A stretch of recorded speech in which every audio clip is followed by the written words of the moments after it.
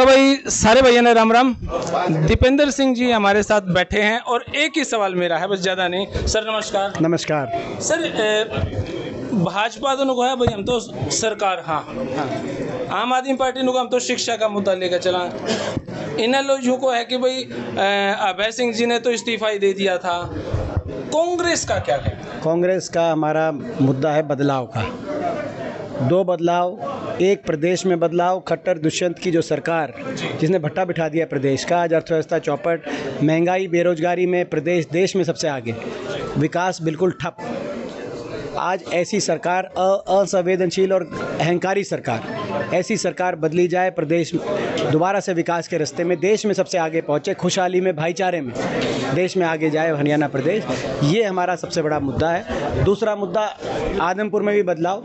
आदमपुर में एक जनप्रतिनिधि ऐसे हैं जिनकी कार्यशैली निराशाजनक कार्यशैली रही है। ना विधानसभा में, संसद में इन्होंने कभी आदमपुर के विकास कार्य की बात उठाई, कभी ना लोगों के सुख दुख में काम आए, ना विकास के कार्य कराए, ना जो ग्रांट मिलती है सांसद विधायकों को वो ग्रांट हल्के में लगाने का इन्होंने काम किया। तो ऐसे जनप्रतिनिधि की कार्यशैली जो अपने निजी स्वार्थ में फैसले लेते हैं, पार्टियां बदलते हैं, जिससे लोगों को कोई लेना देना नहीं है। तो हमारा मुद्दा बदलाव का मुद्दा है। हमारा मुद्दा है कि ऐसे जनप्रतिनिधि को बदला जाए और प्रदेश में ऐसी सरकार को बदला जाए। 10-12 गाँव में मैं घूमे हूँ जी, और वहाँ पे मैं पूछूँ भी किस तरह वोट दोगे, मैंने कहा भाई हूँ तो कुलदीप बिश्नोई जी, लेकिन दीपेंद्र सिंह जी हमारे गाँव का नहीं आऊँगे तो हम सोच लेंगे। किसी और पार्टी का कोई विचार नहीं। क्या 52 के 52 गाँवों में आप विजिट कर पाएंगे? हाँ, बिल्कुल हर गाँव में जाएंगे। और मेरा मानना, मेरा ये मानना है कि आदमपुर के अंदर ऐतिहासिक नतीजा आएगा। यहाँ निश्चित तौर से कांग्रेस पार्टी जीतेगी, जयप्रकाश जी जीतेंगे। अंदर खाने लोगों ने बदलाव का एक जो मन बनाया है, आप देखना धीरे धीरे दिन प्रतिदिन जिस प्रकार से हमें हमारे आशीर्वाद और साथ मिल रहा है लोगों का। हर गांव में आप साथ चलें, 2-3 गांव में आपको अंदाज़ा होगा। 2-4 ट्रैक्टर लेकर एंट्री कर रहे हैं, 2-4 गाँव में आप जाएंगे तो आपको अंदाज़ा हो जाएगा हर गाँव में और हर वर्ग का। एक और आदमपुर के चुनाव में एक विशेष बात इस बार देखी गई, हर वर्ग का हमें साथ और आशीर्वाद मिल रहा है। 2019 में 75 पार का नारा था भाजपा का। अब इस इलेक्शन में एक नया नारा है, 1 लाख से ज़्यादा वोट। तो इस हिसाब से तो ये हार गए। नहीं, 75 पार का नारा था और सुई 40 पे रुक गई, बहुमत भी नहीं। तो ये 1 लाख पार कह रहे हैं, तो उसमें आधे से नीचे पे अगर सुई रुकेगी इनकी आधे की, तो ये तो हार गए इलेक्शन इस हिसाब से। तो ये तो कहते हैं बहुत बहुत बीजेपी की आदत है।